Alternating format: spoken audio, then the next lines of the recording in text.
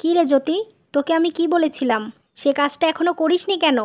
আসলে ভাবি, আমি একটু পড়াশোনা করছিলাম, তাই তোমার ঘর পরিষ্কার করার কথা মনে ছিল না। তোকে আমি বলেছি না, আগে আমার কাজ করবি, তারপর সময় পেলে পড়াশোনা করবি, না হলে করবি না। আমি তো সেটাই করি, কিন্তু আজকে মনে ছিল না। মনে ঠিকই ছিল, কিন্তু তুই ইচ্ছে করেই করিসনি। ভাবি, তুমি আমার সাথে এমন করো কেন? আমি কি তোমাকে মিথ্যা বলছি? এই কথা শুনে জ্যোতির ভাবি তাকে একটা চড় মারে আর বলে, তোর এত বড় সাহস, অন্যায় করে আবার মুখে মুখে তর্ক করছিস? যা, এক্ষুনি আমার ঘরটা পরিষ্কার করে দে। এরপর জ্যোতি কাঁদতে কাঁদতে চলে যায়। আসলে জ্যোতির অনেক আগেই তার বাবা মা মারা যায়। তার এই পৃথিবীতে আপন বলতে তার দুই ভাই ছাড়া আর কেউ ছিল না। বড় ভাই সুজন বিবাহিত ছিল, কিন্তু ছোট ভাই আকাশ এখনও বিয়ে করেনি। তাই সে কিছুদিনের মধ্যেই তার পছন্দের মানুষকে বিয়ে করে আনে। আর জ্যোতি তার ছোট ভাবিকে দেখে অনেক খুশি হয়। এভাবেই একদিন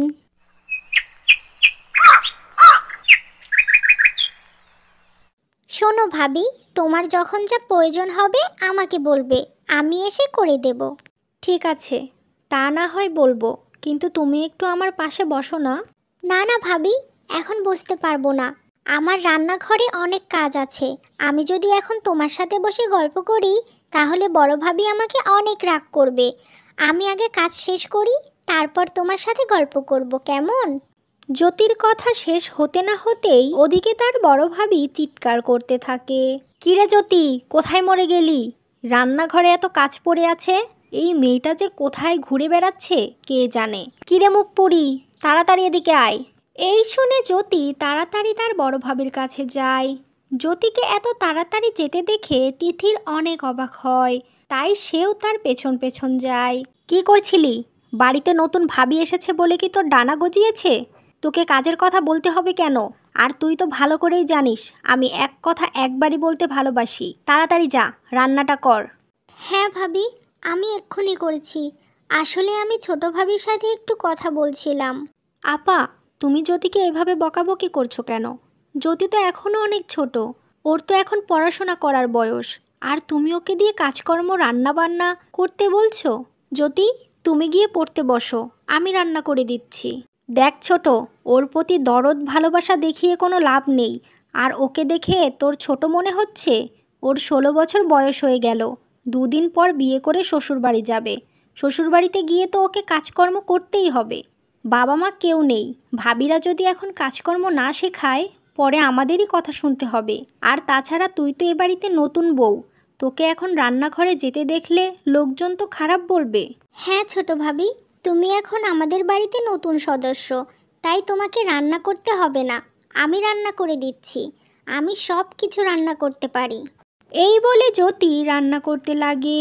নিজের একমাত্র ছোট ননদকে রান্না করতে দেখে তিথির খুব খারাপ লাগে। এভাবেই সেই দিনটা কেটে যায়। দু একদিনের মধ্যেই তিথি তার শ্বশুরবাড়ির সবাইকে চিনে যায়। আচ্ছা জ্যোতি, তুমি পড়াশোনা করো না? যখনই দেখি তুমি তো বাড়ির কাজ করতেই ব্যস্ত থাকো। তোমার কি বাড়ির কাজকর্ম করতে ভালো লাগে? না ভাবি, বাড়ির কাজ করতে কি কারো কখনো ভালো লাগে বলো? কিন্তু আমি তো বাধ্য। আমার তো মা বাবা কেউ নেই। মা বাবা থাকলে আমাকে এভাবে কাজকর্ম করতে হতো না। মা বাবা যখন বেঁচে ছিল, তখন সারাদিন আমি পড়াশোনা করতাম। এমনকি আমি ক্লাসে ফার্স্ট হতাম। কিন্তু এখন তো বাড়ির কাজ করতেই হাঁপিয়ে যাই। তো পড়াশোনা করব কখন? এখন কোনোভাবে পাশ করতেই আমি হিমশিম খেয়ে যাই। আচ্ছা শোনো, এখন তো আমি এসে গেছি, তুমি আবার আগের মতো পড়াশোনা করবে। তোমাকে আগের মতো ফার্স্ট হতে হবে, ঠিক আছে? তুমি আর বাড়ির কোনো কাজ করবে না, সব কাজ আমি করব। এই কথা শুনে জ্যোতি খুবই খুশি হয়। ঠিক এমন সময় মিনা রেগে গিয়ে চিৎকার করে ওঠে, কিরে মুখপুরি, কোথায় গেলি? তাড়াতাড়ি রান্নাঘরে আয়।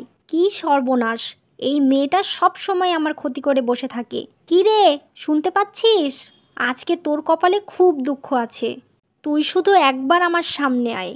কি ব্যাপার জ্যোতি, আপা তোমার ওপর এভাবে চিৎকার করছে কেন? আপার আবার কি হলো বলো তো? জানি না ভাবি, তবে আমার খুব ভয় করছে। তুমি চলো না আমার সঙ্গে। আমি কি করেছি আমি নিজেই জানি না। এই বলে জ্যোতি তার ছোট ভাবিকে নিয়ে রান্নাঘরে যায়। রান্নাঘরে যেতে না যেতেই মিনা জ্যোতিকে একটা ঠাস করে চড় মেরে দেয়। গ্যাসের ওপর দুধ বসিয়ে দিয়েছিলি, সেটা মনে নেই? কতটা দুধ উতলিয়ে পড়ে গেছে দেখ তো। দুধ কিনতে বুঝি টাকা লাগে না? কি করছিলি তুই? ভাবির সাথে গল্প হচ্ছিল বুঝি? আপা, তুমি এভাবে সবসময় জ্যোতির গায়ে হাত তুলতে পারো না। জ্যোতি এখনও ছোট, আর ওর সংসারের কাজ করার বয়স নয় এটা। ওর এখন পড়াশোনা করার বয়স। আর তুমি ওকে সংসারের কাজের মধ্যেই জড়িয়ে দিচ্ছ।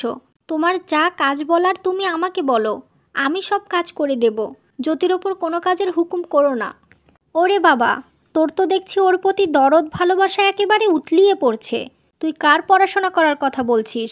জানিস না জ্যোতি মাথা মোটা? ওর তো মাথায় কিছু পড়া ঢোকেই না, সেই জন্যই তো ভালো নাম্বারও পায় না। ওর দ্বারা কিছুই হবে না।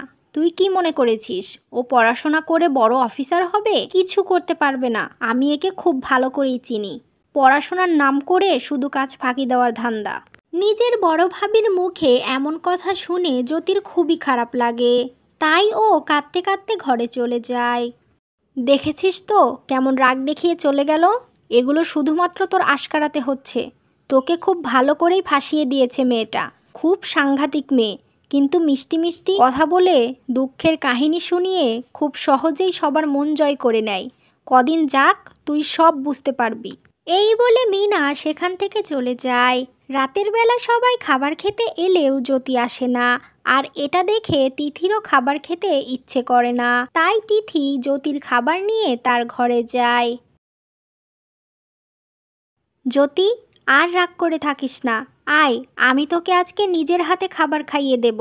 তুই চিন্তা করিস না। তুই পড়াশোনা করতে চাস তো? কাল থেকে তুই মন দিয়ে পড়াশোনা করবি। সকালবেলা উঠে আর কোনো কাজ করতে হবে না। ঘুম থেকে উঠেই 2-3 ঘন্টা পড়াশোনা করবি। বাকিটা আমি বুঝে নেব, কেমন? এরপর তিথি খুব ভালোবেসে জ্যোতিকে নিজের হাতে খাইয়ে দেয়। এমন ভালোবাসা দেখে জ্যোতির চোখে পানি চলে আসে।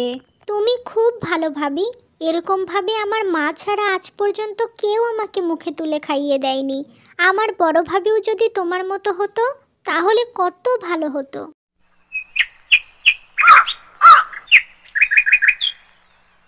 পরের দিন সকালে ঘুম থেকে উঠেই জ্যোতি পড়তে বসে। অন্যদিকে তিথি ঘুম থেকে উঠেই বাড়ির কাজকর্ম করতে লাগে। কী রে, তুই কি মনে করেছিস তোর ছোট ভাবি তোর হয়ে সব কাজ করে দেবে আর তুই এরকম মহারানীর মতো পড়াশোনা করবি? আমি তা হতে দেব না। আমাদের বাড়িতে থাকবি, আমাদের টাকা ধ্বংস করবি, তাই আমাদের কথা শুনে তোকে চলতে হবে। চল আমার সাথে আমার ঘরে চল।